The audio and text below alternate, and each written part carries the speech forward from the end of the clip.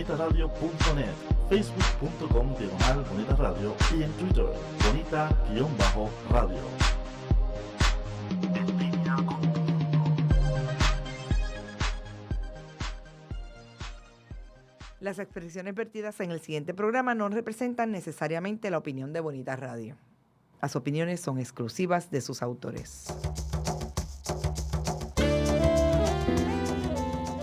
Bienvenidos a Puerto Crítico, un puerto seguro para la crítica, desde el amor y la alegría, desde el compromiso y la solidaridad.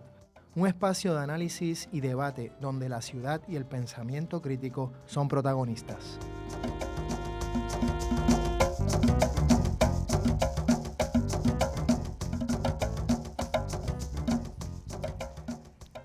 Bienvenidas y bienvenidos a Puerto Crítico. Estamos aquí en Bonita Radio, en red global a través del internet y en este programa en Puerto Crítico en red translocal, ya que les habla Juan Carlos Rivera Ramos, alias Juanqui, desde San Juan de Puerto Rico, y Miguel Rodríguez Casellas desde Sydney, Australia. ¿Cómo estás, Miguel? Muy bien, contando programas. Oye, ya mismo nos llegamos al programa número 100, Juanqui. El tiempo pasa. El tiempo pasa. Pero está muy bien, me parece que hay que celebrarlo. Hay que celebrarlo. Ya mismito. Definitivamente. Y hablando de celebraciones, estamos en Navidad y nosotros hemos decidido darle varios giros a esta temporada. Empezamos hablando la semana pasada de los nacimientos, sobre las cesáreas en Puerto Rico y la tasa tan alta de cesáreas en Puerto Rico. Y ya que la Navidad tiene que ver con nacimientos, pues queríamos también problematizar ese concepto mirando la sociedad que vivimos. Y queremos seguir también entonces dándole otros giros a las religiosidades en Puerto Rico. Y para eso tenemos a una persona muy importante que nos parece puede arrojar mucha luz a este tema. Con nosotros tenemos a un sociólogo y psicólogo de la religión, quien es catedrático de Sociología y Estudios Humanísticos de la Universidad Interamericana de Puerto Rico. Posee grados doctorales de Psicología y Estudios Teológicos y posgrados en Sociología, Teología y Neurociencia Crítica, nada más y nada menos. Es psicólogo licenciado por la Junta Examinadora de Psicólogos del Departamento de Salud del Estado Libre Asociado de Puerto Rico y él, la persona que vamos a presentar en un momento, también es especialista en las áreas de Sociología y Psicología de la Religión, Diálogo Interreligioso y Macroecumenismo, Desarrollo Comunitario a través de organizaciones del tercer sector, discúlpenme, y en Educación Teológica. Con nosotros tenemos al doctor Héctor López Sierra. Bienvenido, Héctor. Muchas gracias por la invitación, Juanqui y Miguel. Para mí es un honor estar acá entre ustedes en Puerto Crítico y estamos aquí para conversar y pasarla bien realmente, junto con ustedes y con quienes nos escuchan y nos ven también. Eso es así, porque también hay una camarita de arriba que nos ven desde varios ángulos. Héctor, nosotros hemos titulado este programa Macroecumenismo, Espiritualidades y Política. Y sabemos que, el macroecumenismo es uno de estos conceptos que parecería ser bastante extraño, en la jerga común. Seguro. Y tal vez sería bueno comenzar por ahí. Algunas personas tal vez han escuchado el concepto ecumenismo, pero tal vez no macroecumenismo. De todos modos, tal vez sería bueno empezar definiendo conceptos. ¿Qué queremos decir cuando decimos ecumenismo y macroecumenismo? Seguro, Juanqui, Miguel y amigos y amigas que nos escuchan. Bueno, el macroecumenismo, el concepto macroecumenismo se considera un neologismo, ¿verdad? Que tiene su raíz etimológica en el concepto ecumenismo o oikumene o oecuménico, latín o en griego. En términos meramente lingüísticos, el original oikumene nos refiere al mundo habitado, todo el mundo habitado, una especie de globalización premoderna. Y se utilizaba en tiempos del Imperio Romano para hablar precisamente de todas las posesiones que estaban bajo la administración del Imperio Romano. Esa era el mundo oecuménico o eucumene. Posteriormente, el término es evidentemente absorbido por la tradición judeocristiana que se desarrolla precisamente durante el periodo de la parte final del Imperio Romano de Occidente, ¿verdad?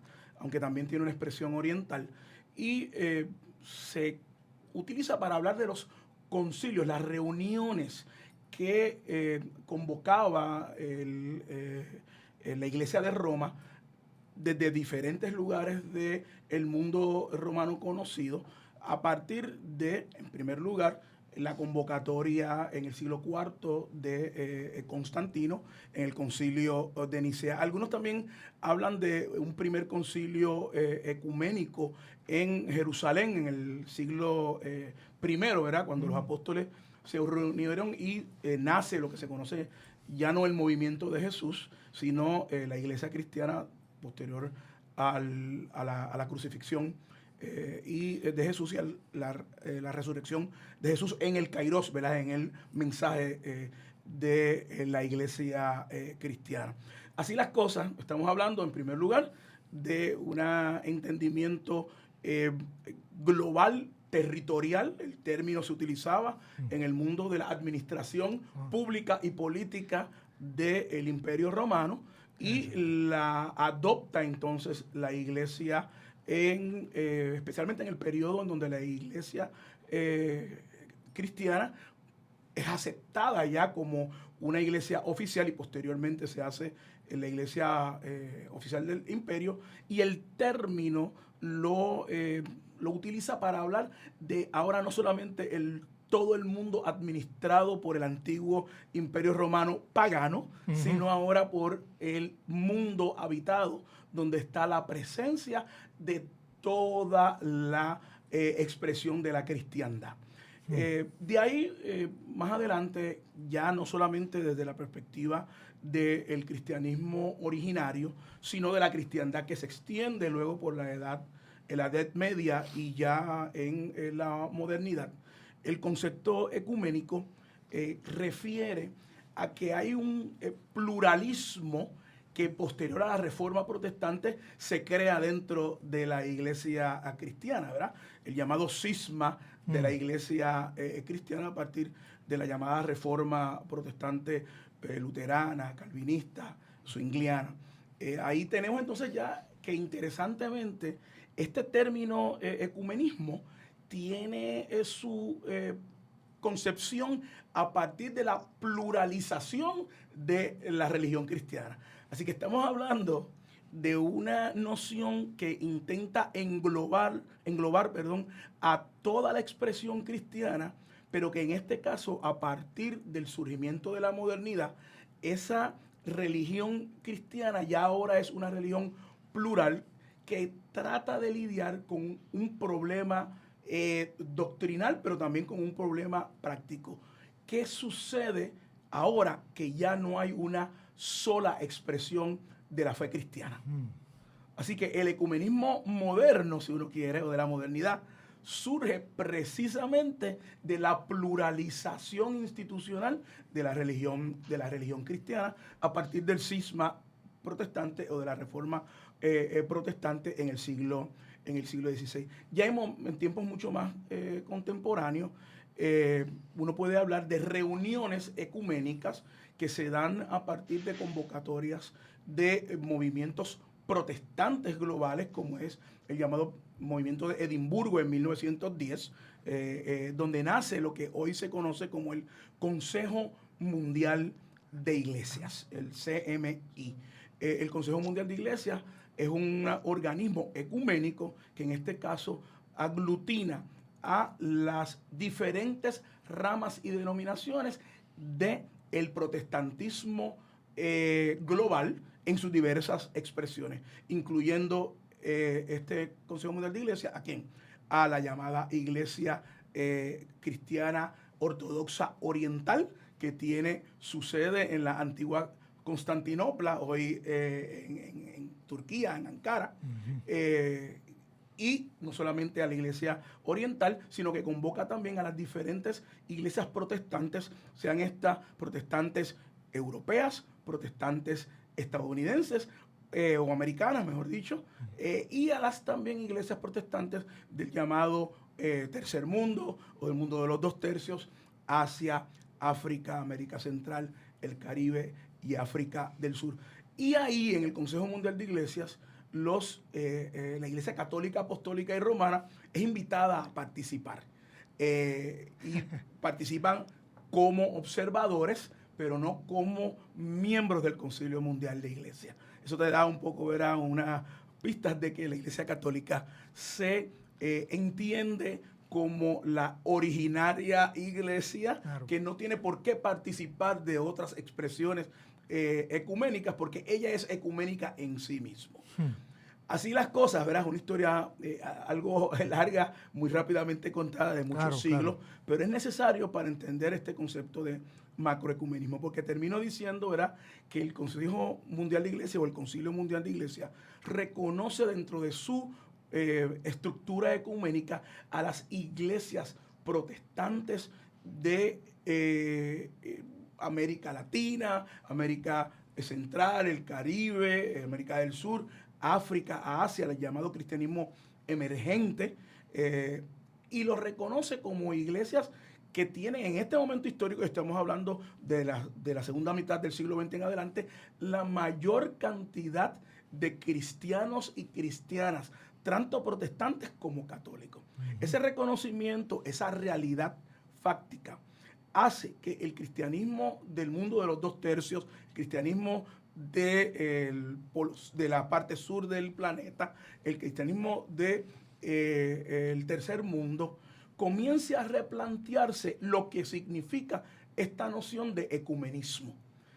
Y a partir de 1992, en Quito, Ecuador, donde se convoca una reunión llamada la Reunión del Pueblo de Dios, donde las iglesias de América Latina, en este caso América Central, Suramérica y el Caribe, convocan ya no solamente a aquellos que participan de una fe cristiana, sino que también convocan a aquellos que participan de otras fes no cristianas que deben formar parte de este nuevo macroecumenismo. Con eso, vamos a una pausa y regresamos en unos minutos a Puerto Crítico.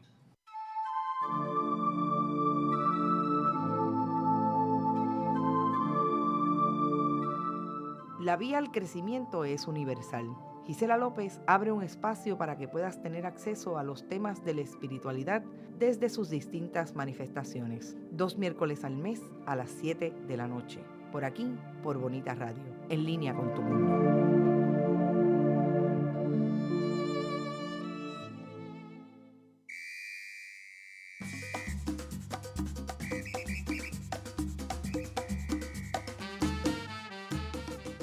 Saludos mis amigos, mi nombre es Oscar Villarini y es para invitarle a que estés conmigo todos los jueves a las 7 de la noche en Musicaliza por Bonita Radio, en línea con tu mundo.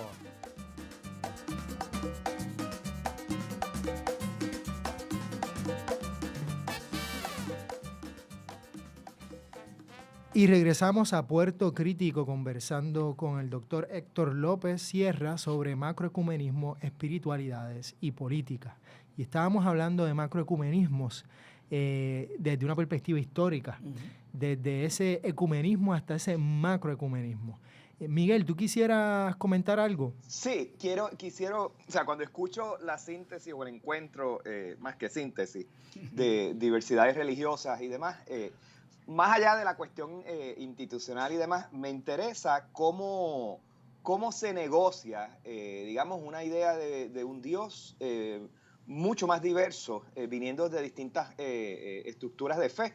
Y pues un poco se reitera esa idea de ese Dios hombre blanco, heterosexual, conservador, patriarca, o como parte de ese junte de religiones y de credos y doctrinas e interpretaciones contemporáneas de la fe, aparece otra forma, otra idea de Dios que ya no puede clasificarse dentro de una estructura particular. O sea, esa suma, ¿qué produce? O sea, ¿adelanta algún nuevo concepto o estamos hablando de una especie de consenso de buena fe, de escucharnos los unos a los otros? O sea, me interesa dónde cambia o dónde hay una evolución, digamos, en las ideas en el momento en que nos encontramos desde distintos espacios de fe, más allá de la tolerancia y demás, y aceptarnos, ¿no? Si hay transformaciones incluso en las distintas fe que nazcan del acto mismo de encontrarnos con nuestras diferencias. Sí, Miguel, mira, y Juanqui, aquellos que nos escuchan, sí, hay unas transformaciones paulatinas, procesales, a diferentes niveles, ¿verdad? Las concepciones de la divinidad, de lo divino, de Dios. E incluso una transformación de las nociones mismas de lo que es el monoteísmo. Y digo esto porque yo, en cierta medida, asumiendo la posición de Gianni Vattimo, me parece que incluso para poder surgir estas diversas formas de relaciones entre la diferencia al interior del cristianismo mismo, el cristianismo tuvo que transitar, y estoy hablando del cristianismo desde sus posiciones doctrinales y teológicas, desde una visión judeocristiana, uno podría llamar bastante absolutista de Dios, de un monoteísmo absoluto, a lo que yo llamo un monoteísmo débil, citando, ¿verdad?, a Vattimo. ¿Por qué? Porque incluso el mismo cristianismo en sus orígenes tuvo que explicar lo que era doctrinar y teológicamente la Trinidad, ¿verdad? ¿Cómo ahora tú hablas de Dios cuando Dios se manifiesta en tres personas? O sea que incluso el mismo cristianismo institucional, para surgir como una ruptura del judaísmo del primer siglo, ¿verdad? El llamado, la llamada secta cristiana, ¿verdad? Porque el cristianismo surge como una expresión más como un ala nueva del judaísmo. Lo que pasa es que el judaísmo lo expulsa, ¿verdad? En el mismo siglo I.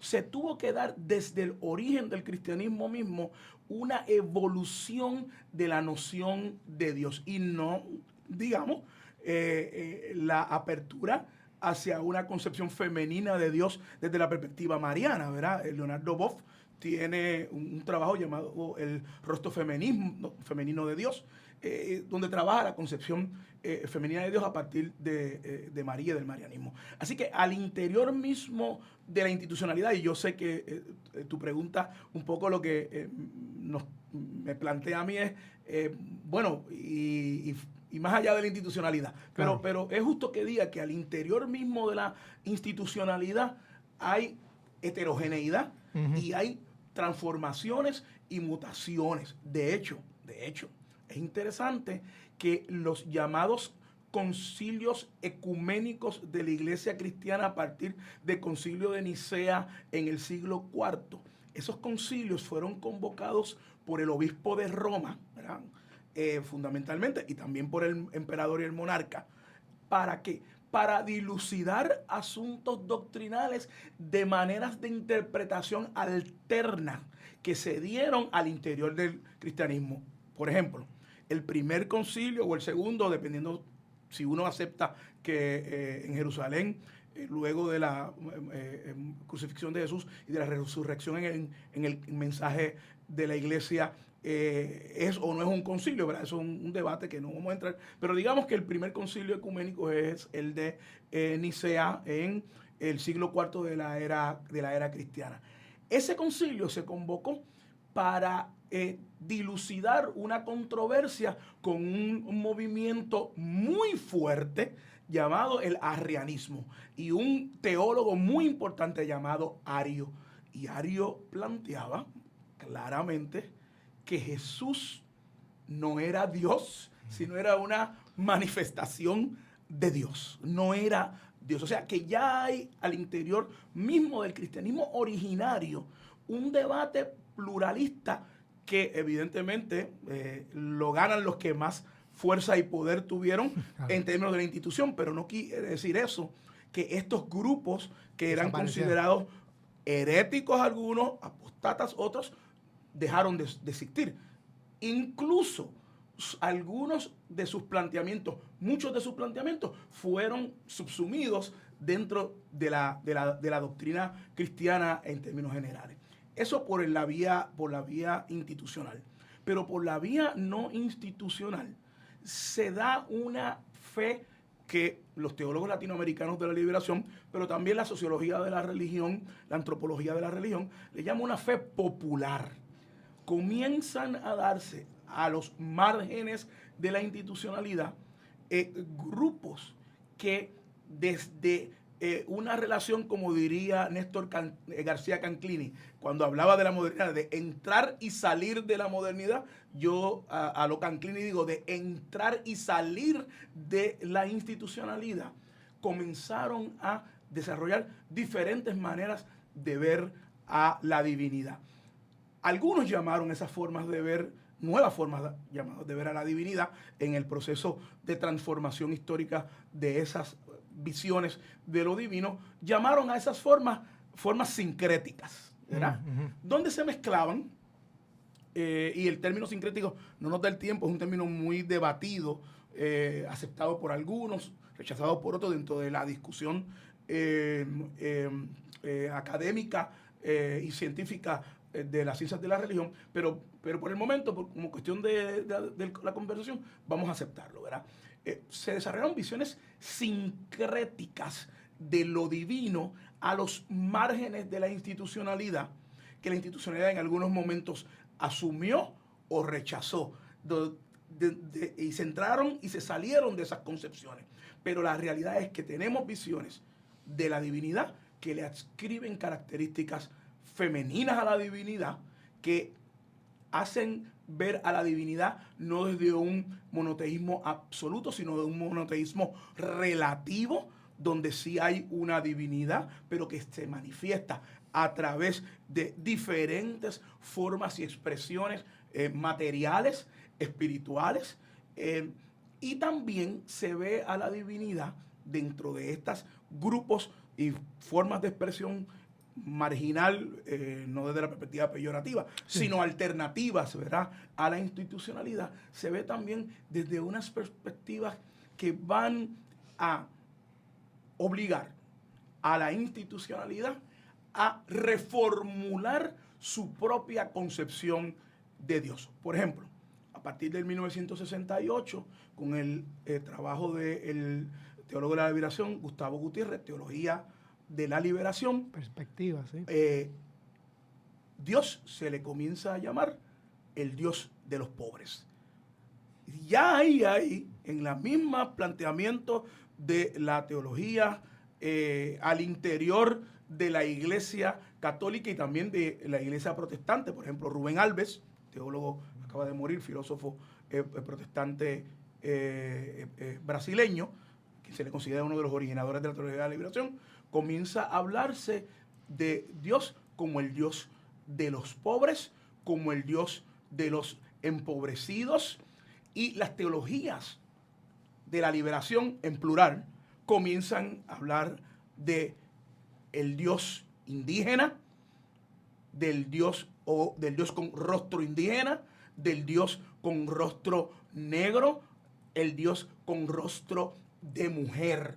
Hay, a partir de las transformaciones que se dan en estas relaciones y aperturas, y ya aterrizando nuevamente en el concepto de macroecumenismo, a partir de esa reunión del 92, en organismos como el Consejo Latinoamericano de Iglesia, e incluso el Consejo Episcopal Latinoamericano, CELAM, a partir del 68 también, en sus diversas reuniones posteriores, se comienza a hablar de un Dios que preferencialmente está al lado de los desvalidos y de las desvalida, de los pobres y los empobrecidos, de las mujeres, de los niños, de los negros, de las negras, de los excluidos del proceso económico de un capitalismo sangriento y depredador. De hecho, el teólogo cubano Giulio Giurardi, quien ha escrito muchísimo, igual que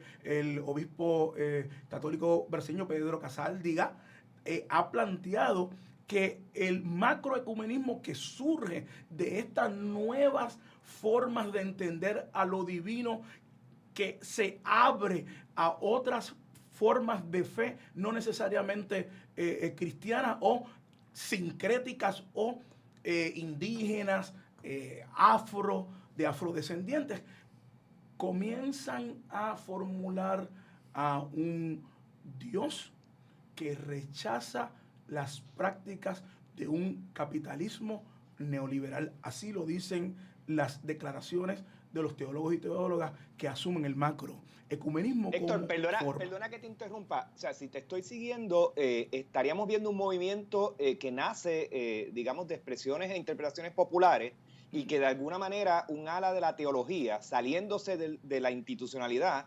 recoge esas presiones y de alguna manera radicaliza incluso el tema del culto. O sea, en ese sentido, la teología no necesariamente es una extensión de lo institucional, sino que puede establecerse como un ente antagónico, ¿no? Bueno, en el momento en que establece alianzas y escucha a la voz del pueblo y sus distintas interpretaciones. Sí, Miguel, yo lo único que quiero enfatizar es que ese proceso, insisto, es un proceso dialéctico, porque, y como vuelvo, verá, y tomando prestado, quizás haciendo un poquito de violencia al concepto de entrar y salir de la modernidad de García Canclini, pero ahora aplicándolo a entrar y salir de la institucionalidad, estos teólogos y teólogas que plantearon esta nueva manera de ver y entender a Dios, e incluso esta identidad de un Dios de la marginación, son teólogos y teólogas. Algunos permanecieron dentro de la institucionalidad, otros fueron expulsados de ella, ¿verdad? Y otros tuvieron que decidir habitar quizás en una zona gris, y Pedro Casáldiga era uno de ellos, en una zona gris entre la institucionalidad y la expresión de base popular. Sí, en momentos han sido contestatarios a la institucionalidad y en otros momentos han tenido que cohabitar con ella, pero a partir de la premisa de que se hace estratégicamente para continuar al lado de los empobrecidos y ser transformadores y reformadores a la misma vez de la institucionalidad. Y con eso vamos a una pausa y regresamos a Puerto Crítico. Ecos e Iconos es un espacio de amenas entrevistas. Hacemos un retrato radiofónico a los exponentes del teatro, la danza, el cine, la radio, la televisión, el performance e internet. Conversamos y a la vez documentamos de dónde surge una idea, su desarrollo, trascendencia y relevancia. Escuche a los Ecos e Iconos de la Cultura todos los sábados a las 2 de la tarde por bonitaradio.net.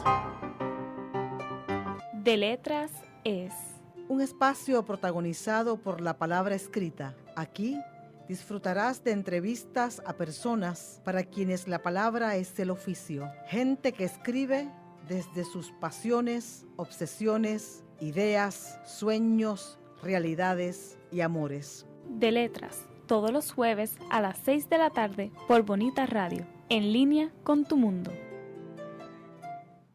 Y regresamos a Puerto Crítico con el doctor Héctor López Sierra hablando sobre macroecumenismo, espiritualidades y política, o lo político.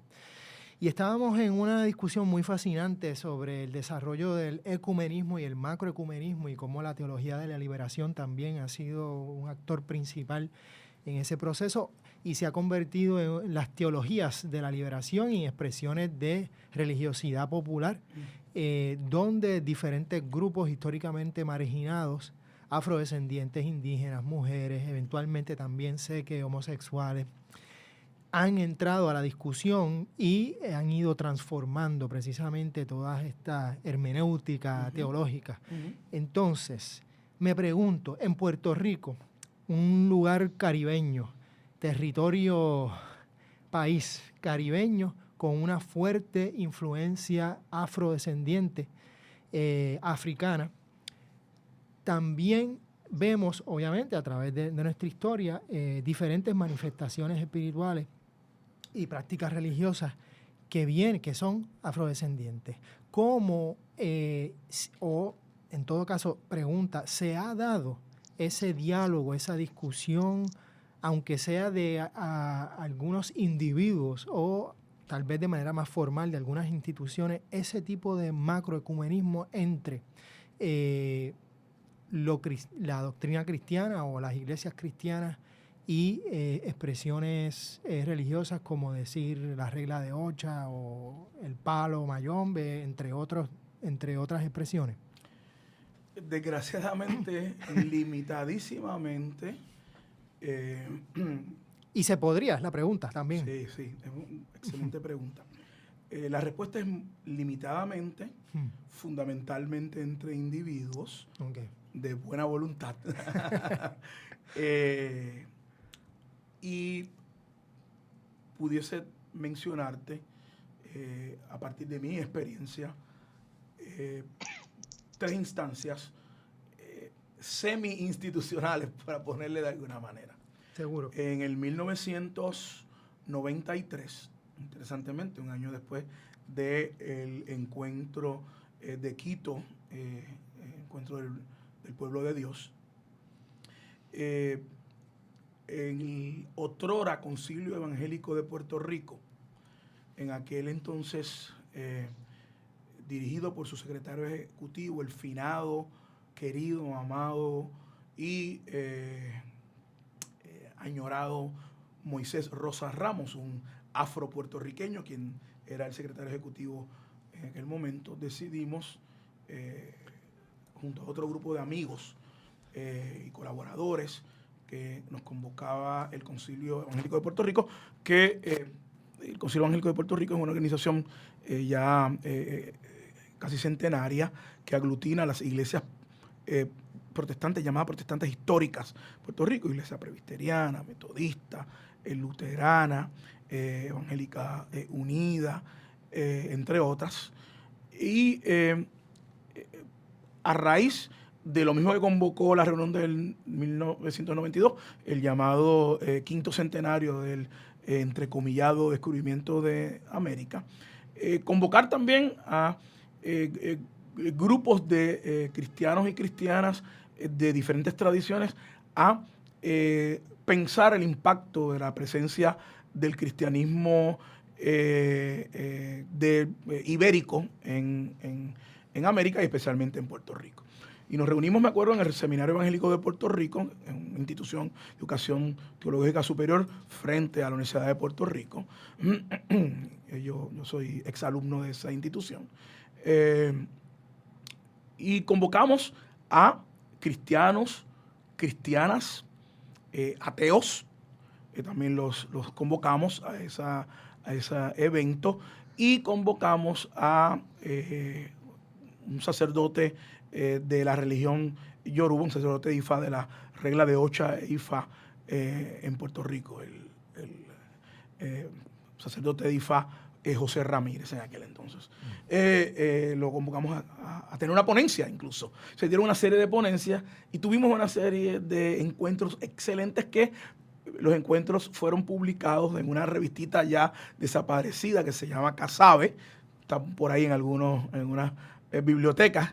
Y en ese número, además de haber artículos escritos por ateos, por agnósticos, por creyentes de religión cristiana, católica y protestante, también hay un artículo del sacerdote de Ifá, José Ramírez, sobre los tambores bata. Así que en esa instancia semi-institucional, ¿verdad?, convocados por el Concilio Evangélico de Puerto Rico, a la luz del asunto del quinto centenario, nos convocamos. Segunda instancia, el Consejo Latinoamericano de Iglesia, que es una organización ecuménica latinoamericana, que tiene expresiones en diferentes lugares de América Latina. Puerto Rico tiene una expresión, un capítulo del Consejo Latinoamericano de Iglesia.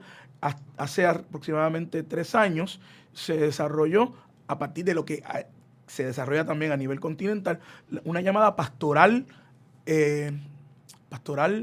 negra, una pastoral negra. Y desde el concepto de pastoral de los afrodescendientes y las afrodescendientes, donde se abrió también a una discusión de ver cómo las visiones teológicas y las espiritualidades de los afrodescendientes en sus diversas expresiones, religiones de origen africano en el Caribe y en Sudamérica, e incluso al sur de los Estados Unidos de Norteamérica, podían también estar integradas dentro de las discusiones teológicas doctrinales del Consejo Latinoamericano de Iglesia. Y hubo un encuentro hace aproximadamente 2 años, me parece, en la Iglesia Discípulos de Cristo Central de Bayamón, donde fuimos convocados por un simposio que se da, creo que bianualmente, el simposio Gamaliel, el reverendo Gamaliel Ortiz, donde el tema fue el pluralismo religioso y los diálogos de interconfesiones religiosas cristianas, pero también de expresiones no cristianas, monoteístas como era el Islam, el judaísmo, y en este caso no teístas como el budismo, y se invitó al compañero doctor José Cabán, que ustedes conocen, nuestro amigo Chago, a participar y a compartir la experiencia teológicas, doctrinales, sacerdotales de la religión de Ocha e Ifa. Y fue un momento muy interesante porque que yo recuerdo es la primera vez que yo veo a un intelectual, pero también a la misma vez un creyente de la religión de Ocha e Ifa en un púlpito de una iglesia protestante, participando con una expresión muy aceptada de parte del público allí presente de los principios de la religión de Ocha e Ifa. Así que he dado 3 ejemplos donde esas expresiones se dan, insisto, a nivel muy, muy mínimo.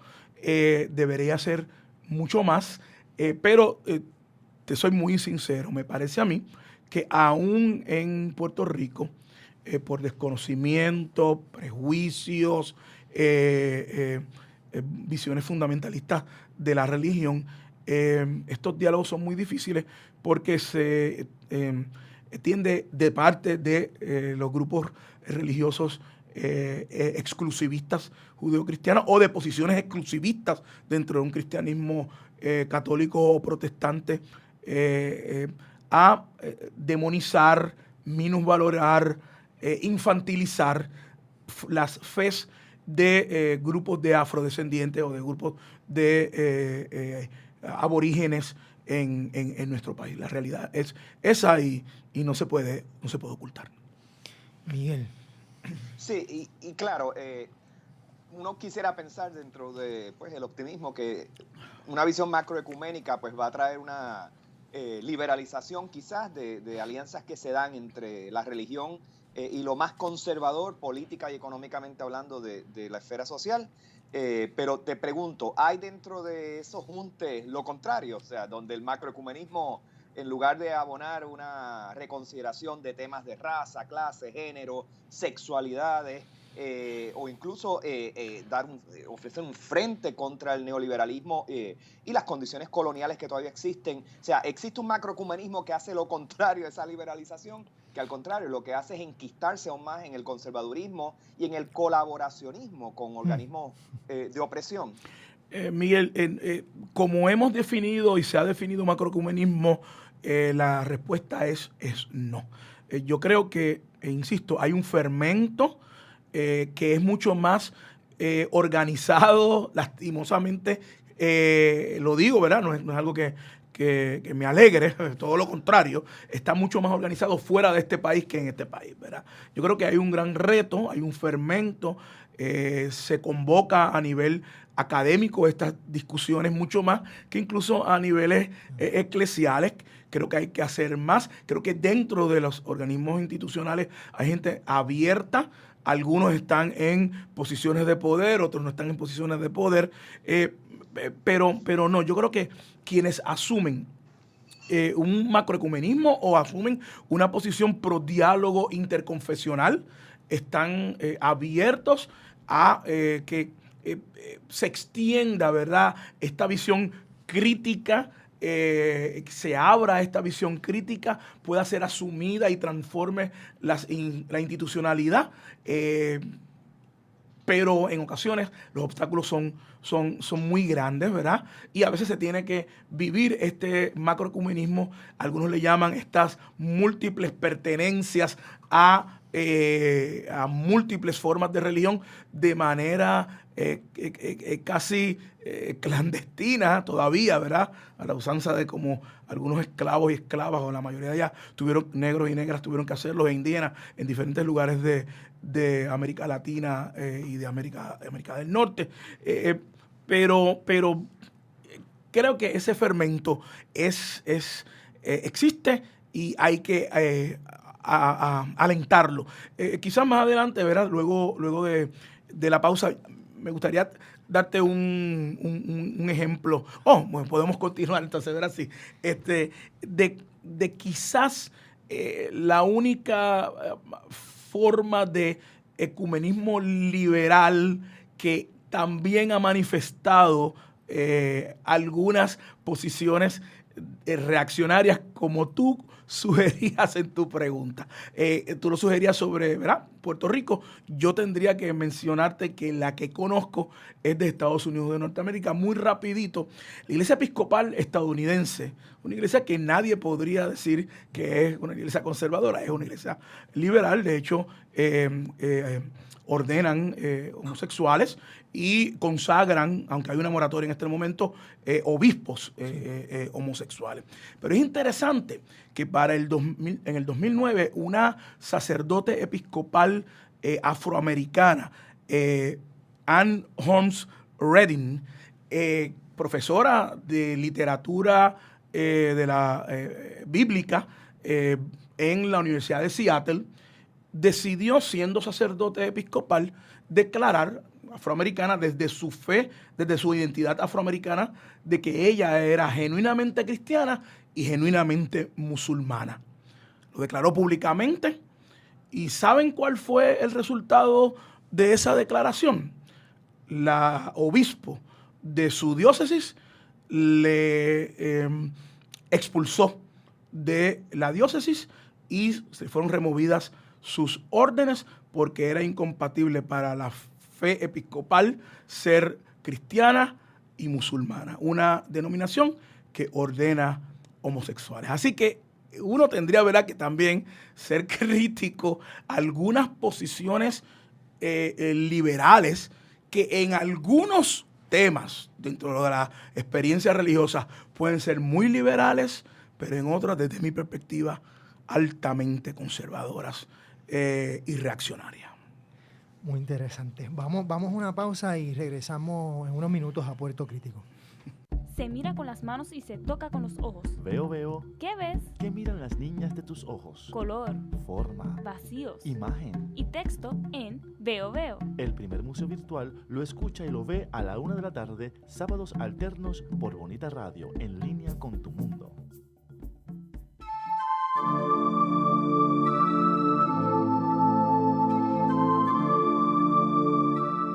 La vía al crecimiento es universal. Gisela López abre un espacio para que puedas tener acceso a los temas de la espiritualidad desde sus distintas manifestaciones. 2 miércoles al mes a las 7 de la noche. Por aquí, por Bonita Radio, en línea con tu mundo.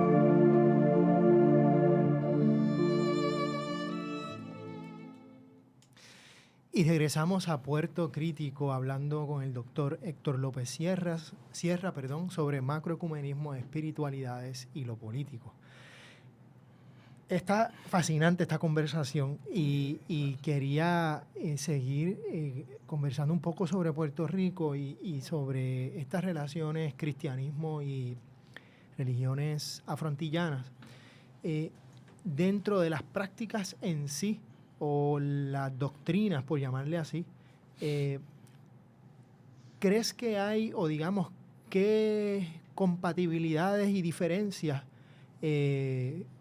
existen, ¿no?, entre cada una. Obviamente esto es una pregunta demasiado compleja, pero una persona que se sienta atraída e identificada con ambas prácticas, ¿en dónde encuentra, digamos, esos caminos, esos puentes, esos diálogos para de alguna forma sintonizar y seguir dándole coherencia a este tipo de relación? Sí, Juanqui, Miguel y quienes nos escuchan y nos observan. Es interesante porque hablar de ecumenismo o de macroecumenismo supone, lo que hemos hecho aquí es historiar el ecumenismo y el macroecumenismo desde sus orígenes judeocristianos. O sea, ¿a dónde voy? Religiones de origen africano o de afrodescendientes no tienen ningún problema con la participación de quienes se adhieren a su fe en otras formas de religiosidad. ¿Por qué?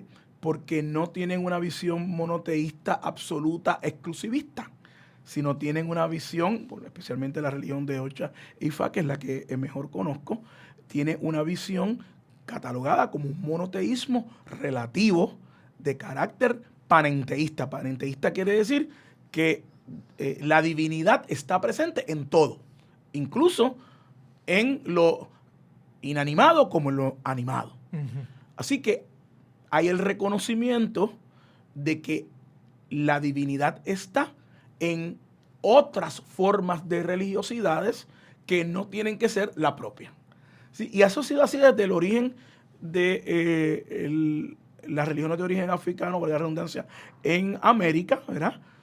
Porque nunca hubo un problema con que un afrodescendiente que practicara religión del sistema de Ocha e Ifá fuera a la misma vez católico romano, se bautizara. Es más, en ocasiones era casi un requisito el que antes de consagrarse a las religiones de origen africano, en este caso en el Caribe, estoy específicamente pensando en la religión afrocubana popularmente conocida como la santería, de que se bautizara en la Iglesia Católica. O sea, antes de consagrarse a la religión africana. Así que hablar de ecumenismo o de macroecumenismo desde esas espiritualidades y religiosidades o de esa religión no es necesario, porque su propia naturaleza, si uno quiere, es macroecuménica ya. Solamente hablan de ecumenismo o de macroecumenismo aquellas religiones que su centro doctrinario es un monoteísmo absoluto exclusivista o en transición a lo que yo llamé un monoteísmo débil, que reconoce y ve como aceptable el pluralismo, pero ese pluralismo siempre tiene que estar cobijado dentro de la institucionalidad, ¿verdad? Así que, partiendo de la premisa, pues, ¿qué tiene que hacer un practicante de religión Ocha e Ifá? Pues si quiere ir a una mezquita musulmana, nadie se lo impide desde su fe. Bueno, desde la fe del musulmán o desde la fe del judío, sea este ortodoxo, quizás no el reformado y el liberal, pero sí el ortodoxo, o desde una religión cristiana, católica o protestante, de monoteísmo absoluto exclusivista, pues ahí puede haber problemas. Puede haber problemas porque probablemente estas religiones que te acabo de mencionar le plantearían la deseabilidad de que abandonara su fe para adscribirse a la fe monoteísta absolutista exclusivista. Que eso impide que haya personas en su búsqueda espiritual de que participen, estando aún en religiones monoteístas de tendencia absolutista exclusivista, de que le impida a partir de sus propias necesidades espirituales participar de múltiples formas de religiosidad. Pues no, esas prohibiciones explícitas ni hoy ni ayer, y me atrevo a predecir ni en el futuro, van a limitar esa realidad y esas expresiones de fe múltiple. Por otro lado, en términos teológicos, y hablando específicamente de las regiones de origen africano en el Caribe, todas las que yo conozco, y que son la regla de Ocha y Fa, el palo Congo y el vudú, las conozco en términos de que las he estudiado teóricamente, en algunas he hecho trabajo etnográfico y de otras participo de su cosmovisión religiosa. Encontramos entre estas religiosidades y la religión cristiana específicamente, ¿verdad?, que el concepto de la existencia de un solo Dios es constante en todas las expresiones de religiosidad afrodescendiente que te mencioné, y la religión cristiana, e incluso la religión islámica y el judaísmo. Es incorrecto decir teológicamente, y esto apoyado en mis investigaciones etnológicas y en el conocimiento de la literatura de tanto oral como la poca que hay escrita de las religiones de origen africano en el Caribe, de que se afirma la existencia de un ser supremo, de uno, que se manifiesta, en este caso en las religiones de origen africano en el Caribe, a través de divinidades menores, pero que no son la divinidad suprema. Por ejemplo, en la religión, sistema religioso de Ocha e Ifa, hay un solo Dios, y ese Dios se llama Olodumare. Y Olodumare es un Dios todopoderoso, a la usanza del todopoderoso y soberano Dios de las religiones monoteístas, que no tiene en este caso, hablando de las religiones de origen africano en el Caribe, que no tiene una intervención directa en los asuntos terrenales. Pero sí, las divinidades menores e intermedias son las que se relacionan en ese sentido, en comunicación con la divinidad suprema, con la creación. Por eso la regla de Ocha e Ifa, especialmente su expresión afrocubana, los orishas, que son estas divinidades intermedias, ¿cómo fueron llamados? Fueron llamados sincréticamente ángeles de la guarda. Así que se equiparó la función intermedia del ángel y del arcángel con la de los orishas, pero ni el arcángel ni el ángel es Dios. Igual que ni Changó, ni Exuelekbara, ni Oya son Dios. Hay un solo Dios. Ahí hay una conexión teológica entre todos estos sistemas. Y eso hace, para algunos, la posibilidad de practicar, por lo menos a nivel conceptual, sin mezclar los dos sistemas, paralelamente ambos sistemas, sin tenerlos que sincretizar. Eso lo permite. Fascinante, y es una lástima que tenemos que cortar, pero ya ven por dónde va unas reflexiones muy plurales, muy distintas sobre esto que llamamos las religiones, las prácticas religiosas, las espiritualidades, y que incluyen también diálogos y debates con el ateísmo, y que también es muy importante reconocer. Así que desde esa perspectiva, que viva la Navidad. Nos vemos la semana que viene en Puerto Crítico. Muchas gracias por estar con nosotros. Gracias a ustedes y a nuestra audiencia. Gracias, Miguel, un abrazo. Muchas gracias. Saludos. Marcel, por ser nuestro técnico, como siempre. Salvador. Hasta la semana Somos Bonita Radio. Síguenos en youtube.tv, Diagonal Channel, Diagonal Bonita Radio, en bonitaradio.net, facebook.com, Diagonal Bonita Radio, y en Twitter, Bonita-Radio. En línea con